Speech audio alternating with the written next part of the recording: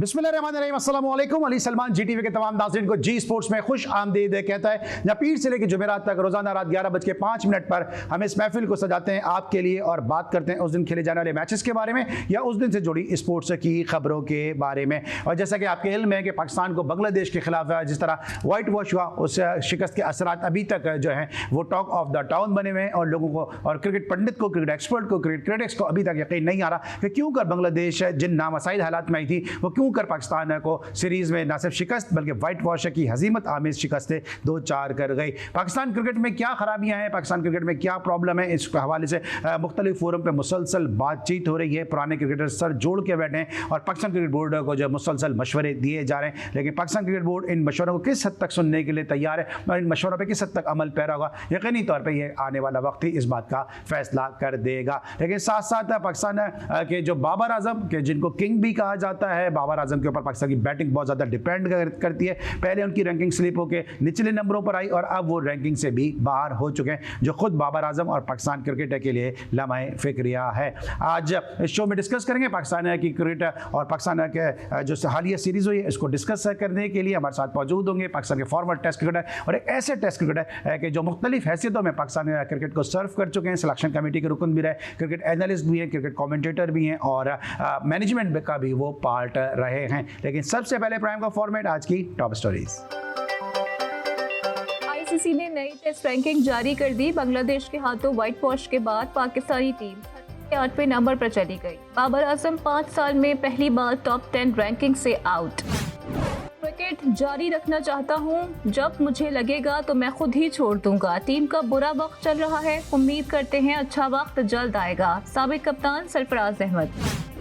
Coaches पर इल्जाम लगाना या ग्रुपिंग की बात फजूल है। क्रिकेट में जब आप हारना शुरू करते हैं तो कभी कभार जीतना भूल जाते हैं। शादाब खान। गुज़िश्ता 1.5 साल में पीसीबी ने कप्तानी और मैनेजमेंट तब्दीलियों को लेकर टीम को बुरी तरह मुतासिर किया।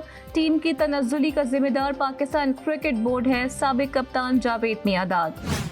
बांग्लादेश के खिलाफ दूसरे टेस्ट मैच में शाहीन शाह अफरीदी को सजा के तौर पर ड्रॉप किया गया और उन्हें ये सजा उनके ससुर शाहिद खान अफरीदी की वजह से दी गई। Basit Ali.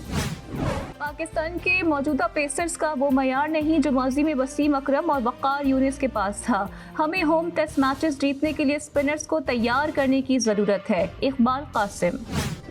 PCB regional inter district senior tournament कल से शुरू होगा। Regional inter district senior tournament में 103 टीमें और 1500 से ज्यादा खिलाड़ी शिरकत करेंगे। और पीएफएफ ने साफ अंडर 17 चैंपियनशिप 2024 के लिए मुमकिना खिलाड़ियों का ऐलान कर दिया। साफ अंडर 17 चैंपियनशिप 20 से 30 सितंबर तक थैम्पो में खेली जाएगी।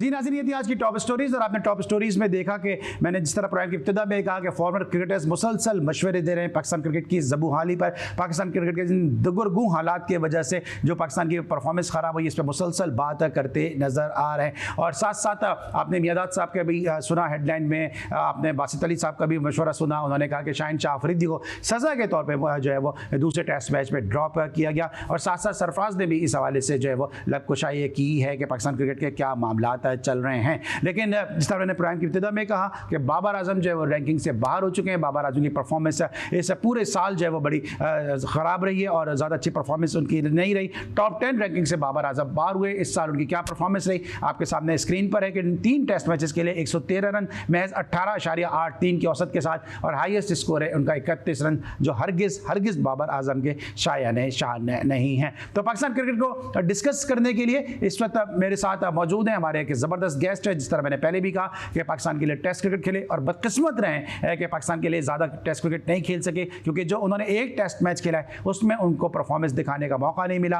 और जो मौका मिला उसमें उन्होंने जो है मुख्तसर सी परफॉर्मेंस दिखाई, लेकिन बेहतर परफॉर्मेंस दिखाई। डिज़र्व करते थे कि दूसरा टेस्ट मैच उनको मिले, लेकिन वही जो पाकिस्तान क्रिकेट में होता है कि आपसी सियासत और आपस की जो पॉलिटिक्स होती है उसने इनके कैरियर को ज़्यादा पनपने नहीं दिया। लेकिन डोमेस्टिक क्रिकेट का एक बड़ा नाम पाकिस्तान अंडर 19 को लीड किया और उस टीम को लीड किया जिसमें मियादाद जैसे खिलाड़ी इनकी कप्तानी में इंग्लैंड के टूर पे गए। मेरे साथ मौजूद हैं अजहर खान साहब, शो में खुशामदीद कहते हैं। अस्सलाम वालेकुम अजहर भाई। जी वालेकुम अस्सलाम अली सलमान, बहुत शुक्रिया आपका। अजहर भाई, हम बात कर रहे हैं जरा बाबर आजम की परफॉर्मेंस के वाले से, पाकिस्तान टीम को भी डिस्कस करेंगे, लेकिन आप चूंकि आपकी आई बड़ी ज़बरदस्त है, आप सिलेक्शन कमेटी में भी रहे हैं, आप काफ़ी अर्से तक अपने डिपार्टमेंट को भी लीड करते रहे। सर, ये बाबर आजम के हवाले से आपको मसला नज़र क्या आ रहा है? क्यों अचानक से ऐसे प्लेयर जिसको कुछ लोग ये कहते हैं, कुछ फॉर्मर प्लेयर ये कहते हैं कि पाकिस्तान की हिस्ट्री का बेस्ट एवर प्रोड्यूस बैट्समैन है, उसकी परफॉर्मेंस इतनी खराब हो जाएगी? देखिए अली, आप क्रिकेट को बहुत फॉलो करते हैं और मैं आपके प्रोग्रामों को भी देखता हूँ, उसमें बड़ी बहस और मुबाहिसा होता है। जो भी खिलाड़ी आउट ऑफ फॉर्म बना तो उसके लिए बेस्ट पॉसिबल बेस्ट चीज होती है ना, तो ये होती है कि वो अगर टेस्ट मैचेस में रन नहीं कर रहा और टॉप क्रिकेट में नहीं कर रहा तो वो फर्स्ट क्लास क्रिकेट में जाता है।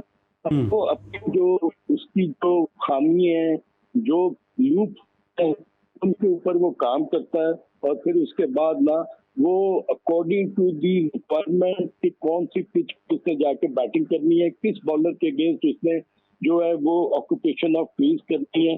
अगर आप 4 दिन का मैच खेलेंगे तो आप सेशन टू सेशन खेलने की आदत आप में आएगी।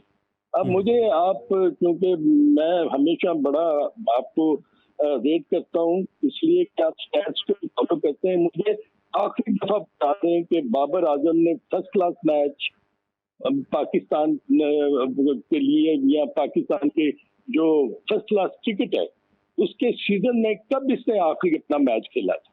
बिल्कुल सही, मेरे ख्याल में 2018-19 में शायद खेला होगा, जब सुई गैस से खेल रहे थे, ये सुई सदरन गैस की टीम का हिस्सा थे। तो अली ये बताएं कि जो बंदा 6 साल के बाद या 5 साल के बाद उसको मौका ही नहीं मिल रहा या वो खुद नहीं खेल रहा या वो खेलना नहीं चाहता, तो वो जो अपने ग्रुप पोल्स हैं, जो अपने ऑक्यूपेशन ऑफ क्रीज है, हैंड आई कोऑर्डिनेशन है, फुटवर्क है, उसको कहाँ कौन सी जगह पर जाकर वो इम्प्रूव करेगा? अगर वो नहीं खेलता तो इंटरनेशनल क्रिकेट का जो टेस्ट है आपको पता है वो बिल्कुल टोटली डिफरेंट होता है, और अगर आप परफॉर्म नहीं कर सकते तो फिर ये होता जाता है, माउंट होता जाता है ये प्रेशर। तो देखिए जो प्रॉब्लम इस वक्त मुझे नजर आ रही है, नो डाउट कि उसके पास है, उसके पास क्लास है, मगर क्या वजह है कि वो इतना लंबा बैट पैच जो है ना वो उसके साथ चलता है। आई थिंक ये यही बेहतरीन चीज थी कि यहाँ तो वो कहीं काउंटी क्रिकेट में अपने आप को जो वो जाके वो पूरा इंग्लिश सीजन खेलता और उसको वहां उन कंडीशन में अपनी बैटिंग को ना निखार में लाने के लिए, अपने जो कमजोरी है उन पर काम करने के लिए उसको एक 17-18 मैचेस मिलते। जब वो नहीं खेल रहा, बाहर भी नहीं खेल रहा, तो फिर ये जब वो आउट ऑफ फॉर्म होगा ना उसको कम बैक करने के लिए बड़ा मुश्किल आएगा। तो international cricket is not the stage where you can make a comeback. यहाँ पर इनिंग फेल होते हैं तो प्रेशर बिल्ड हो जाता है, मीडिया पीछे पड़ जाता है, सोशल मीडिया पीछे पड़ जाता है, इवन के ड्रेसिंग रूम का जो माहौल है ना वो भी आपको कंड्यूसिव नजर नहीं आता और लोग आपको बड़ी अजीब नजरों से देखना शुरू कर देते हैं। ठीक है, बाबर आजम को हम डिस्कस कर रहे हैं जी। अजहर भाई, आपकी आवाज़ में थोड़ा ब्रेक भी हो रही है आवाज़, हम इस वक्त ब्रेक लेते हैं, जब वापस आते हैं तो ज़रा बाबर आजम के हवाले से मजीद आपसे करेंगे, क्योंकि बाबर आजम है तो पाकिस्तान क्रिकेट है। ये हमारे फॉर्मर चेयरमैन जब से फरमा के गए, जब से ना क्रिकेट रही है, ना बाबर आजम की परफॉर्मेंस रही है, ना उनकी क्लास रही है और ना उनकी रैंकिंग रही है। और फिर मज़े की बात, वो खुद भी तो नहीं रहे। मिलते एक छोटे से ब्रेक के बाद।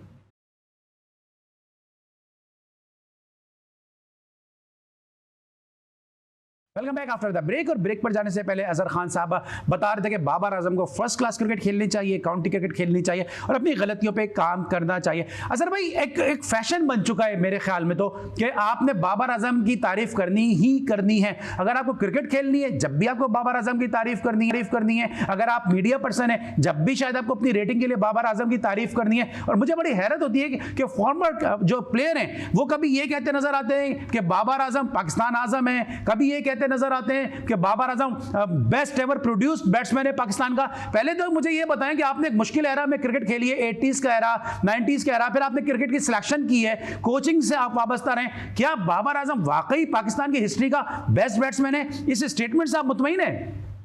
नहीं, देखिए, मैं मेरी नजर में तो पाकिस्तान ने बहुत आउटस्टैंडिंग बैटर्स जो है प्रोड्यूस किए हैं, जहीर अब्बास थे, जावेद मियांदाद थे, इंजमामुल हक थे, यूनुस खान थे, और ये लोग जो थे ये लेजेंड्स थे, और ये ऐसे खिलाड़ी थे जो कि अपने बैटिंग से बहुत मोहब्बत करते थे, बहुत प्यार करते थे, और उनको पता होता था कि अगर वो टेस्ट मैच खेल रहे हैं तो क्या रिक्वायरमेंट है, किस तरह उन्होंने इनिंग को बिल्ड करना है।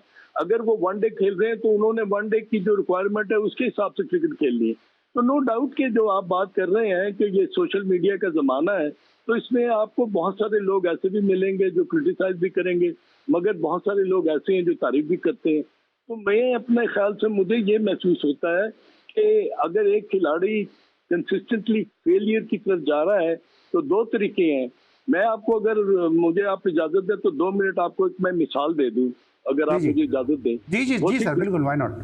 वो ग्रेग चैपल की मैं आपको मिसाल देता हूँ कि एक दिन वो ड्रेसिंग रूम में उसने 5 बिल्कुल एग्जैक्टिव 0 कर दिए।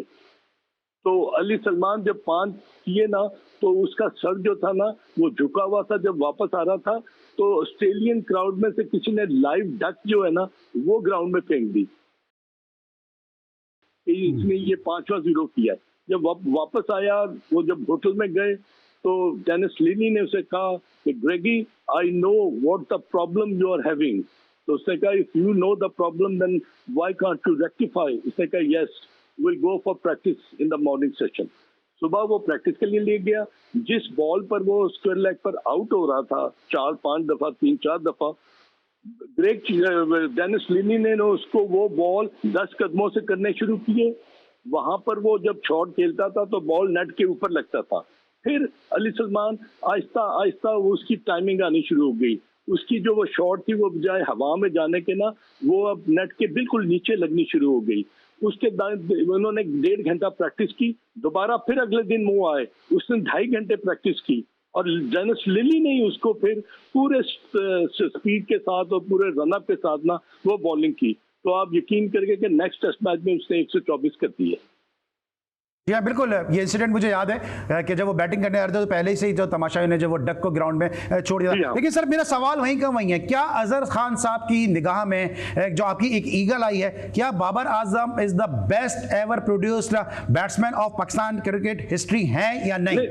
नहीं, मैंने तो आपको साफ उसका जवाब दे दिया है कि पाकिस्तान ने बहुत बड़े प्लेयर जो बाबर आजम। सर फिर सर ठीक है, सोशल मीडिया के लोग, पेड लोग जो हैं, जो पेड इनके लिए ट्वीट करते हैं, ठीक है, ये लोग या और जो 15-15 हजार के एंड्रॉइड जर्नलिस्ट हैं वो ये बात करें, लेकिन जब फॉर्मर क्रिकेटर्स ये बात करते हैं कि पाकिस्तान का बेस्ट बैट्समैन है जो पाकिस्तान ने प्रोड्यूस किया है, तो ये स्टेटमेंट किस लिए होता है? क्या बाबर आजम की खुशनुदी हासिल करने के लिए होता है, रेटिंग के लिए होता है, या पीसीबी में जॉब के लिए होता है? नहीं, मेरा नहीं ख्याल कि ये जो आपने अभी बात की है उसको कोई इस नहज पे सोचता है कि जी हमने अगर बाबर आजम का फेलियर है तो हमने उसकी बिल्कुल तारीफ ही करनी है। No, it's not like this. आपकी जो परफॉर्मेंस है ना वो बोलती है, आपकी जो रन्स हैं वो बोलते हैं। अब क्यों बाबर आजम जो है वो आईसीसी रैंकिंग में 11वें या 12वें नंबर पर चला गया? इसलिए कि he is not performing at all. तो आई डोंट थिंक सो कि अगर आप कंपैरिजन, एक बंदा फेल होता जा रहा है और आप कहेंगे कि वो पाकिस्तान का बेस्ट प्लेयर था, नहीं, टीम में जो 11 खिलाड़ी होती हैं अगर वो परफॉर्म करेंगे तो टीम आपकी जीतेगी। ठीक है। अच्छा सर, आप ये समझते हैं कि कहीं ना कहीं ये जो कप्तानी का जो जहन में एक वो सौदा समाया हुआ है कि वो जो बाबर आजम के फॉर्म को खराब कर रहा है, या हमारे लोग जो है वो बाबर आजम को इतना उन्हें ओवर हाइप दे दिए कि जिसके से शायद वो कॉन्सेंट्रेट नहीं कर पा रहे अपनी बैटिंग पर? नहीं, इसमें देखें, इसमें तो कसूर पीसीबी का ना कि बाबर अगर कैप्टनसी कर रहा था और वो 2-3 साल से वो रेगुलर पाकिस्तान का T20, वनडे और टेस्ट मैचेस का वो कैप्टन था, तो फिर आपने चेंज क्यों किया? जब आपने चेंज किया T20 में और उसके बाद फिर आप शहनशाह अफरीदी को 5 मैचेस के ला के फिर उसको ड्रॉप किया और उसके बाद फिर बाबर आजम को आपने कैप्टन बना दिया। कैप्टनसी का प्रेशर अपना होता है। कुछ कैप्टन होते हैं वो सिर्फ कैप्टन कहलाते हैं, लीडर नहीं कहलाते। आपको लीडर बनना पड़ता है। लीडर बनने के लिए आपको आउट ऑफ द ग्राउंड भी और ग्राउंड के अंदर भी ऐसे डिसीजन लेने पड़ते हैं ठीक है। अच्छा, आपने कैप्टेंसी तक बात आ गई है, तो ये शान मसूद की कैप्टेंसी को किस तरह से रेट करेंगे, क्योंकि ये पाकिस्तान के वाहिद कप्तान हो गए कि जिन्होंने 5 मुसलसल टेस्ट मैचेस में इनकी कप्तानी में पाकिस्तान हारा है। और इनके साथ अगर मैं दूसरे कप्तानों की बात करता हूं तो या तो फिर बांग्लादेश के कप्तान आते हैं जो मुसलसल 5 टेस्ट मैच आ रहे हैं, या फिर जिम्बाब्वे के कप्तान आ जाते हैं, लेकिन या फिर एक वेस्ट इंडीज के ब्रेथवेट हैं। तो ये वो कप्तान है कि जो इनके साथ लाइन में खड़े नजर आते हैं, लेकिन 5 टेस्ट मैचेस मुसलसल एक कप्तान है और वो हार रहा है, और फिर उसको क्रिकेट बोर्ड पे एतमाद रखा हुआ है। ये देखिए, मुझे तो आज जब मैं ये देख रहा था मीडिया में और कुछ खबरों को देख रहा था, मुझे इतनी तकलीफ हुई अपना अली सलमान के 65 के बाद पाकिस्तान की जो रैंकिंग है ना टेस्ट मैचेस में, वो नंबर 8 पर चली गई है। कैन यू इमेजिन कि आज से कितने साल, 65 से लेकर 24, अगर हम इस मॉडर्न एरा में जहां पर आपके प्लेयर्स कितनी लुक आफ्टर की जाती है, फाइनेंशियली, फिजिकली, खाने में, उनकी ट्रैवलिंग में, उनके लिए तरह तरह किस्म की चीजें जो है, लवाजमात जो है उनके लिए मौजूद होते हैं। If you finished at number 8 in 2024, तो there is something drastically wrong. अगर आप शान मसूद की बात करते हैं तो जो कैप्टन होता है ना, उसकी रिस्पेक्ट कब होती है? जब ही लीड्स फ्रॉम द फ्रंट।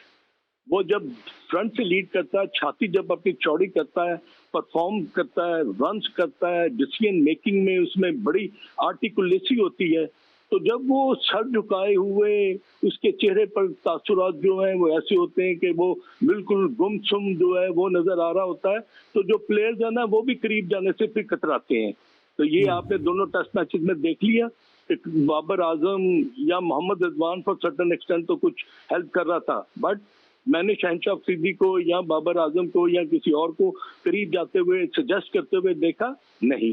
तो इससे ये जाहिर होता है कि हमारी जो साइकी है ना पाकिस्तान क्रिकेट की, वो आपको नजर आ गई इन 2 टेस्ट मैचेस में कि ये एक दूसरे से कतरा रहे थे, एक दूसरे से बात करने से घबरा रहे थे। और यही वो चीज होती है कि जो छोटी टीमों को बड़ी जो करते हैं ना, वो करते हैं कि जी हम कॉर्नर टाइगर्स। कहाँ गए कॉर्नर टाइगर्स आपके? मुझे तो नजर नहीं आ रहा पिछले 2 सालों में आपने कोई। लेकिन अजहर भाई, इसके साथ एक और भी वजह है कि 1969 से लेकर 1975 का ये 5-6 साल का जो एरा था, इसमें पाकिस्तान जो था वो मुसलसल 10 टेस्ट मैचेस जो अपने होम सॉइल पे खेला वो जीत नहीं सका था। और अब पाकिस्तान जो है हालिया दौर में भी जो है वो 10 टेस्ट मैचेस हो चुके हैं जो पाकिस्तान अपने होम सॉइल पे खेला है, वो जीत नहीं सका। ये एक अचंभे की बात नहीं है कि आप अपने होम कंडीशन पे खेलते हैं और आप अपनी पिचेस को, अपने जो कंडीशंस हैं, जो एनवायरनमेंट है, उसको समझ नहीं पाते। बड़ा अच्छा क्वेश्चन किया आपने।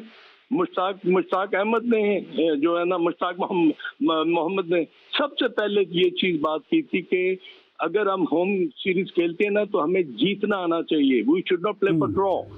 और अगर जो आप ड्रॉ के लिए जब नहीं खेलेंगे तो फिर आपके लिए रिजल्ट जो है ना, ओरिएंटेशन, वो आपको या जीत होगी या आपको हार होगी। तो अगर आप जीत के लिए जाएंगे तो आप बड़े बब्बर शेर होकर खेलेंगे। तो ये चीजें जो है ना, ये तो इनबिल्ट होती है आपके डीएनए में।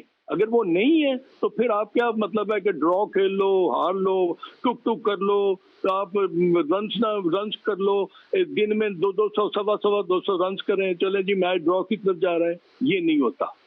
अच्छे कैप्टन जो होते हैं ना, वो ये कहते हैं कि ये हमारा मोटिव है, ये हमारा प्लान है, इसको एग्जीक्यूट करना है और हमने मैच जीत के लिए जाना है। जब आप जीत के लिए जाओगे ना तो आपका मोरल भी हाई होगा। ठीक है। अच्छा अजहर भाई, अभी हमने देखा कि जब रिजवान कीपिंग नहीं कर रहे थे आखिरी दिन, तो सरफराज ने कीपिंग ग्लव्स संभाले और वो बहुत ज़्यादा एनर्जेटिक नज़र आए, वो अबरार को भी मशवरे देते हुए नज़र आए। आपको लगता है कि अब थोड़ा सा सरफराज की तरफ वापस जाना चाहिए या शान मसूद को कंटिन्यू करना चाहिए, या कोई और ऑप्शन आप समझते हैं बतौर farmer selector, farmer first class cricketer, कि अब पाकिस्तान को कप्तानी के दूसरे ऑप्शन की तरफ देखना चाहिए?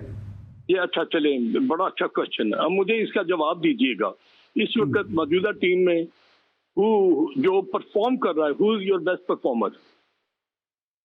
सही कौन है, मुझे बताएं आप। नहीं, अगर आप सर मेरी पर्सनल ओपिनियन पूछते हैं तो मैं तो कहूंगा कि आप सरफराज को कप्तान बना दें, सऊद को उसका वाइस बना दें। जब तक सऊद को एक्सपीरियंस होता है, सरफराज उसको सिखाता रहेगा। यार मेरी बात सुने, अगर एक खिलाड़ी जो है वो T20 में परफॉर्म करता है, वो कप्तान बनता है और वो कप्तानी उसकी जो है मुल्तान सुल्तान को वो जताता है, तो क्या ये आप उससे चांस नहीं ले सकते? उसको 6 महीने साल के लिए कप्तान बना के देख नहीं सकते कि मोहम्मद रिजवान में अगर लीडरशिप क्वालिटी है तो why do you have to look towards the other players?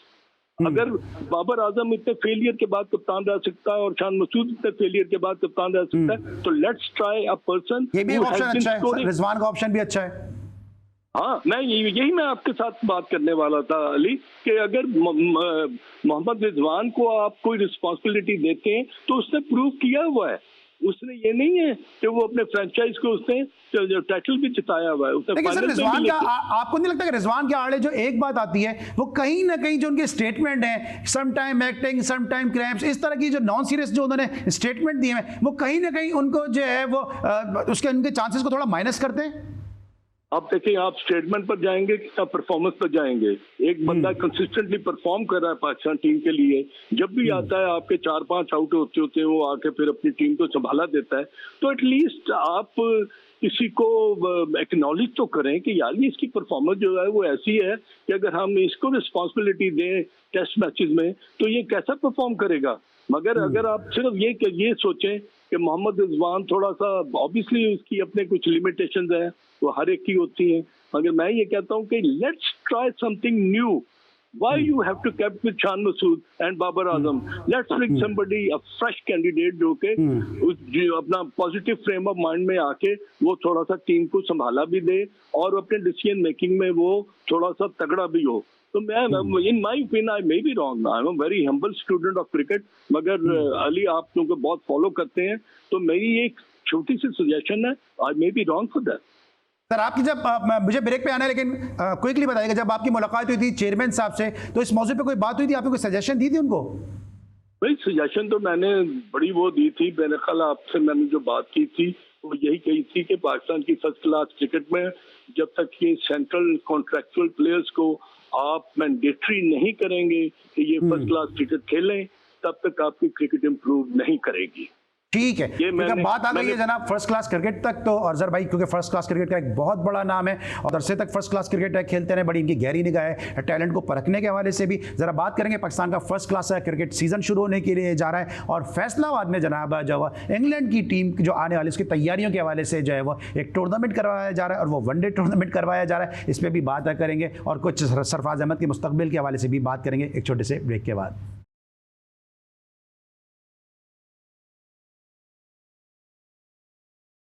Welcome back after the break. और ब्रेक पर जाने से पहले हम सरफराज अहमद की बात कर रहे थे। आज सरफराज अहमद जो मेंटोर भी हैं आने वाले सीजन में जो फैसलाबाद में चैंपियंस कप खेला जाएगा, उस हवाले से आज उन्होंने जो है वो गुफ्तगू भी की है और उन्होंने क्या कहा इस हवाले से एक रिपोर्ट है, आइए देखते हैं।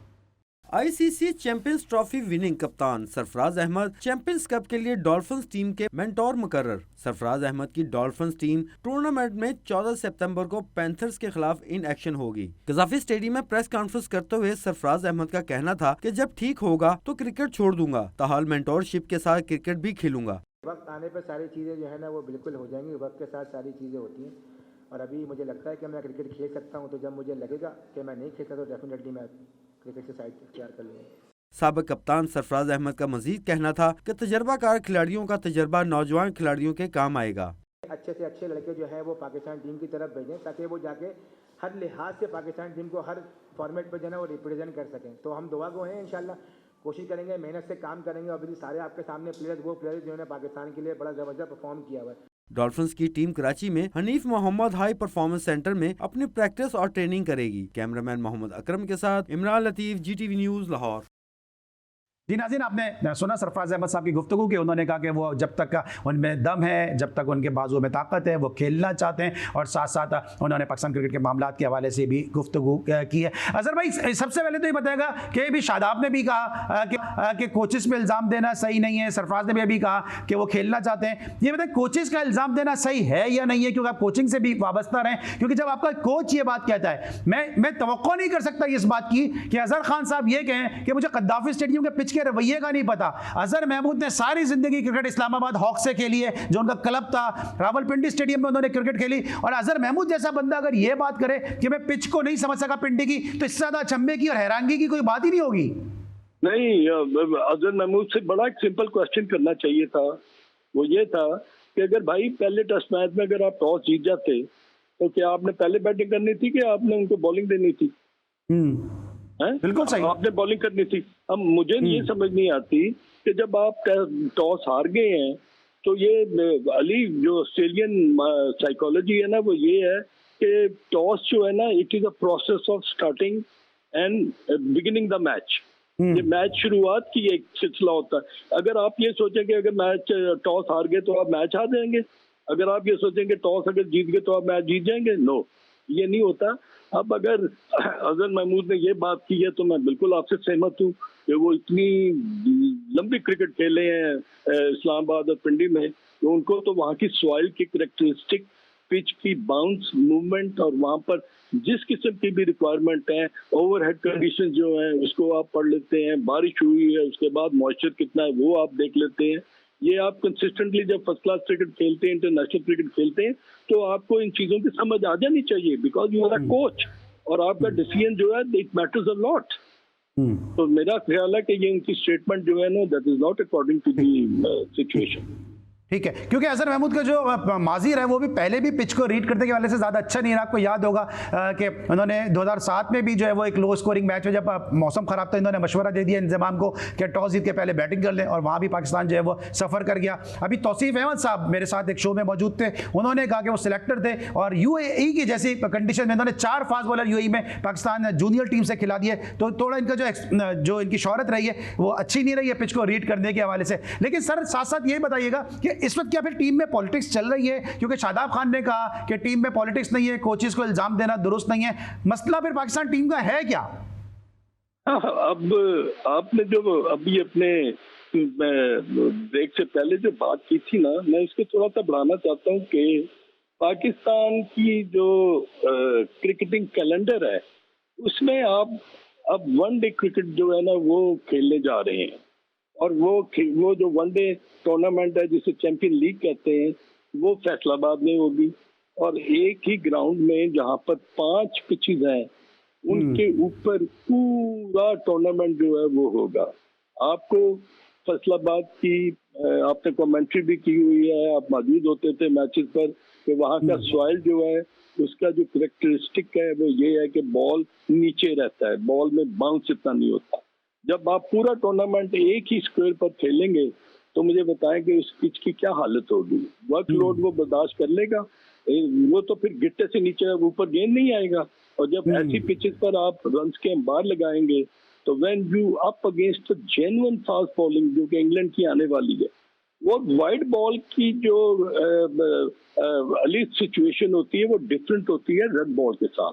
रेड बॉल की सीम कुछ ज्यादा प्रीडोमिनेंट होती है, वहां पर बॉल जो है आपको स्विंग भी मिलता है, सीम भी मिलता है और बाउंस भी मिलता है। 145 150 वाले बॉलर जो होते हैं वो टेल एंडर्स को फिर रन्स करने नहीं देते।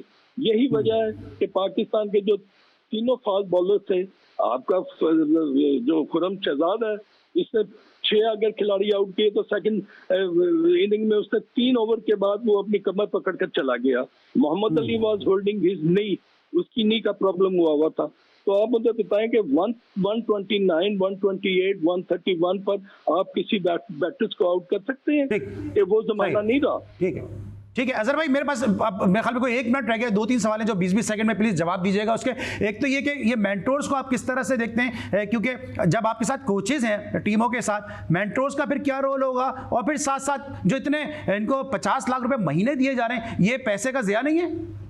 ये अली बड़ा अच्छा क्वेश्चन है। और मेंटोर्स, कोच, हेड कोच और साथ में captain, who is going to make the decision? ये मेरा सवाल है। कौन फैसला कौन करेगा? मेंटोर करेगा, हेड कोच करेगा या कप्तान करेगा? अगर 11 खिलाड़ियों का कप्तान ग्राउंड में नहीं, वो हर दफा मेंटोर को देखेगा या हेड कोच को देखेगा, तो कौन फैसले कौन करेगा? ये मेरी अच्छा, जो मेंटोर्स लगाएंगे सर, आप इनसे मुतमिन है? क्योंकि 5 में से 2 मेंटोर जो है वो तो खुद खेल रहे होंगे, शोएब मलिक और सरफराज अहमद। 3 मेंटोर वो हैं कि जिनको पाकिस्तान की टीम के हेड कोच रहे और खराब परफॉर्मेंस की वजह से या तो उन्होंने खुद छोड़ दिया या उनको निकालना पड़ा। तो ये किस तरह क्रिकेट बेहतर होगी फिर? ये मुझे बताएं कि मेंटोर की डेफिनेशन क्या है? जॉब डिस्क्रिप्शन क्या है? Mentor, what do you mean by mentor? पहले इसको तो यार क्लासिफाई कर लो, पहले इसको तो पूरी तरह एक्सप्लेन कर दो, लोगों को पता चले कि मेंटोर का रोल क्या होगा। सही। अगर रोल उसका कोचिंग है तो हेड कोच क्यों रखा जी, 10 कोचेज और जो है टीम के साथ वो क्यों है, फिर कप्तान क्यों है, तो अगर बगैर चीफ सिलेक्टर के आप सिलेक्शन कमेटी बना सकते हैं तो फिर आप कैप्टन के बगैर भी आप 11 खिलाड़ी बना लें। ठीक है, ठीक है। अच्छा अजहर भाई, अभी आप सीरीज का हिस्सा थे, इसमें आप उस सीरीज में आपका डेब्यू भी हुआ कि जब फैसलाबाद की पिच को देख के डेनिस लिली ने कहा कि ये फास्ट बॉलर का कब्रिस्तान है, और वहीं पे जाके फिर अब ये तैयारियों के लिए जो इंग्लैंड के जेन्युइन फास्ट बॉलर हैं उनके खिलाफ तैयारियों के लिए जो वो फैसलाबाद में ही जाके खेल भी रहे हैं। लेकिन साथ साथ अब शाहिन शाह अफरीदी बॉलर जैसे बॉलर वहाँ पे गेंद करेंगे और दूसरे पेसर गेंद करेंगे तो फिर उनकी बॉलिंग की क्या हालत होगी, ये हम सब जानते हैं। अभी कुछ क्रिकेटर ये बात कर रहे हैं कि शाहिन शाह अफरीदी को शायद अफरीदी की वजह से ड्रॉप किया गया, आप इस बात से एग्री करते हैं? नहीं, देखिए मैं कभी किसी के पर्सनल बातों पे मैं नहीं अपने कमेंट्स देता। मुझे सिर्फ ये है कि वनडे मैचेस खेलने से आप टेस्ट सीरीज की प्रिपरेशन नहीं कर सकते। राइट, ठीक है, ठीक है। अजहर भाई लास्ट फिर मेरा क्वेश्चन है, ये बताएं कि अब आपको क्या लगता है कि क्विकली मुझे बता दिएगा कि मामलात बेहतर कैसे होंगे? मामला बेहतर ऐसे होंगे अली कि पहले तो आप फिटनेस टीम की जो है ना आपके बॉलर्स की, वो तो बताएं कि एक साल पहले एक बंदा 145 और 147 कर रहा था, अब वो 130-31 पर क्यों आ गया? पहले इसका तो जवाब देना। पहले इसको कौन ढूंढेगा कि what has gone wrong with these bowlers, कि इनकी पेस, शाहिन अफरीदी की पेस और नसीम शाह की पेस में इतनी कमी क्यों आई? Are they carrying any niggles? कोई प्रॉब्लम है, फिटनेस प्रॉब्लम है? अगर है तो भाई उसको रेक्टिफाई करो, आराम करो एंड लेट समबडी प्ले। ठीक है, ठीक है। Thank you so much Azhar भाई, हमारे साथ मौजूद थे और हमने कोशिश की है कि अजहर भाई जैसी अहम शख्सियत हैं इनसे मुख्तलिफ मौज़ूआत के हवाले से जो आगाही हासिल कर सकें, इनके एक्सपीरियंस से जो है मुस्तफ़ीद हो सकें। हमें उम्मीद है हमारी ये कोशिश काविश आपको पसंद होगी। अजहर खान साहब का हम एक दफ़ा फिर तहे दिल से शुक्रिया अदा करते हैं। आज के लिए बस इतना ही, इंशाल्लाह कल एक दफ़ा फिर आपसे मुलाकात होगी। उस वक्त तक के लिए अली सलमान को पूरी प्रोडक्शन टीम के साथ इजाज़त दीजिए। अपना बहुत ख्याल रखिए। अल्लाह हाफ़िज़।